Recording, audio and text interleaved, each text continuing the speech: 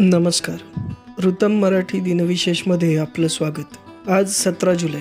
आजच्या दिवशी भारतात आणि जगभरात घडलेल्या घडामोडींचा आढावा घेऊया आजच्या भागात. फ्लाइंग ऑफिसर निर्मलजीत सिंह सेखो यांचा जन्म 17 जुलै 1945 रोजी लुधियाना, पंजाब इथं झाला. ते हवाई दलाचे अधिकारी होते. 1971च्या भारत-पाक युद्धात निर्मलजीत सिंग यांनी आपल्या प्राणांचं बलिदान दिलं. त्यांच्या अदम्य साहस आणि शौर्यासाठी त्यांना मरणोत्तर परमवीर चक्र, भारताचा सर्वोच्च लष्करी सन्मान प्रदान करण्यात आला. फ्लाइंग ऑफिसर निर्मलजीत सिंग भारतीय हवाई दलातील परमवीर चक्राचे एकमेव विजेते होते. 1971 मध्ये पाकिस्तान विरुद्ध लढताना ते हुतात्मा झाले. या युद्धात भारताचा विजय झाला आणि पाकिस्तानपासून वेगळे होऊन बांगलादेश नावानं स्वतंत्र राष्ट्र बनलं. 14 डिसेंबर 1971 रोजी पाकिस्तानच्या 6 सेबर फायटर प्लेन F-86 ने श्रीनगर एअरफील्डवर हल्ला केला. त्यानंतर काही वेळातच फ्लाइंग ऑफिसर निर्मलजीत सिंग यांनी शत्रूंवर हल्ला केला. 2 पाकिस्तानी विमानं दिसू लागली.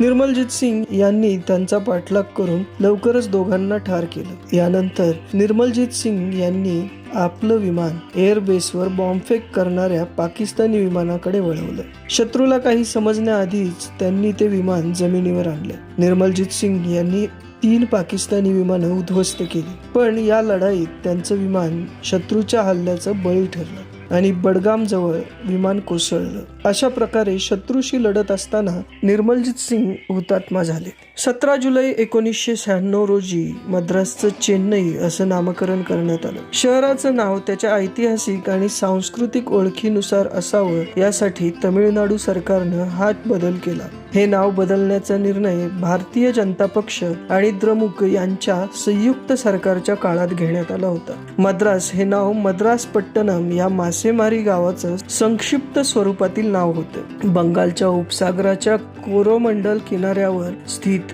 चेन्नई हे दक्षिण भारतातील सर्वात मोठं सांस्कृतिक, आर्थिक आणि शैक्षणिक केंद्र आहे. 17 जुलै 1947 रोजी मुंबईजवळ रामदास जहाज दुर्घटना घडली, ज्यामध्ये 724 लोकांचा मृत्यू झाला. हा अपघात भारताच्या सागरी इतिहासातील सर्वात मोठा अपघात मानला जातो. 17 जुलै 1947 रोजी सकाळी 8 वाजता SS रामदास जहाजाने प्रवास सुरू केला. ते मुंबईहून रेवसला निघालं होतं. मच्छीमार आणि छोट्या व्यापाऱ्यांसोबत काही ब्रिटिश अधिकारीही त्यांच्या कुटुंबियांसह जहाजावर होते. जोरदार वादळामुळे हा अपघात झाल्याचं सांगण्यात येतं. प्रवास सुरू केल्यानंतर जहाज 13 किलोमीटर अंतरावर पोहोचल्यानंतर पावसाचा जोर वाढला. वादळात अडकल्यानंतर जहाज पाण्यानं भरू लागलं. जहाजावर लाईफ जॅकेटही कमी उपलब्ध असल्याने लोकांमध्ये त्यासाठी भांडणं झाली.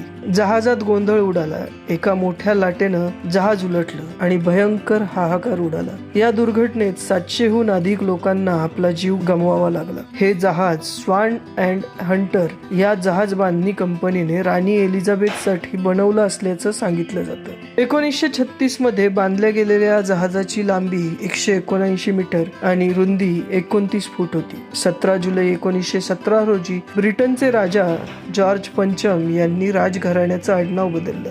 पहिल्या महायुद्धाच्या 3ऱ्या वर्षी ब्रिटनच्या राजानं हा निर्णय घेतला, कारण त्यावेळच्या राजघराण्यांची आडनावं मुळात जर्मन भाषेतून आलेली होती.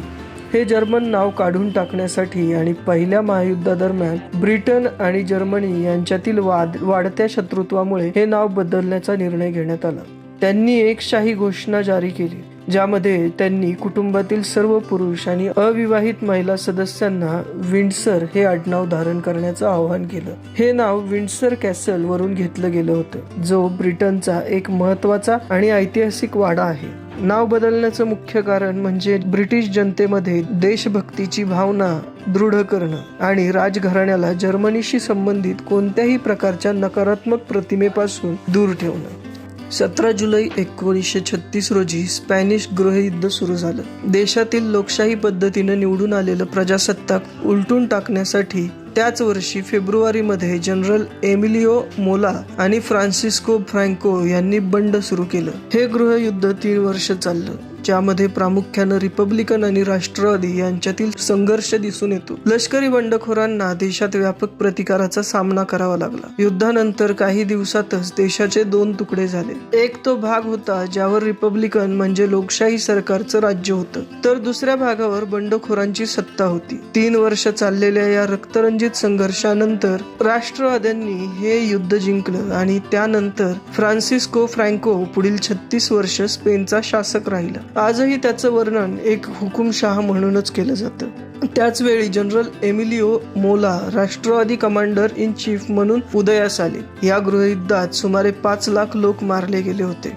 जागतिक न्याय दिन दरवर्षी 17 जुलै रोजी साजरा केला जातो, कारण या दिवशी 1998 मध्ये 120 देशांनी मिळून आंतरराष्ट्रीय फौजदारी न्यायालयाची स्थापना केली. आंतरराष्ट्रीय गुन्हेगारी न्यायालय हे कायमस्वरूपी न्यायाधिकरण आहे जे नरसंहार, मानवतेविरुद्धचे गुन्हे आणि युद्ध गुन्ह्यांचा आरोप असलेल्या गुन्हेगारांवर खटला चालवतं. सध्या 124 देश त्याचा भाग आहेत, पण भारतासह अनेक देश असे आहेत जे याचा भाग नाहीत. 2002 मध्ये या न्यायालयाचं कामकाज सुरू झालं. या कोर्टानं 2006 मध्ये पहिल्या प्रकरणाची सुनावणी सुरू केली. असे म्हटलं जातं की 1945 मध्ये संयुक्त राष्ट्रसंघाची स्थापना झाल्यानंतर अनेक देशांकडून आंतरराष्ट्रीय गुन्हेगारी न्यायालय स्थापन करण्याची मागणी केली जात होती. 1993 मध्ये युगोस्लावियामध्ये भयंकर गृहयुद्ध सुरू झालं, तेव्हा या मागणीला जोर आला.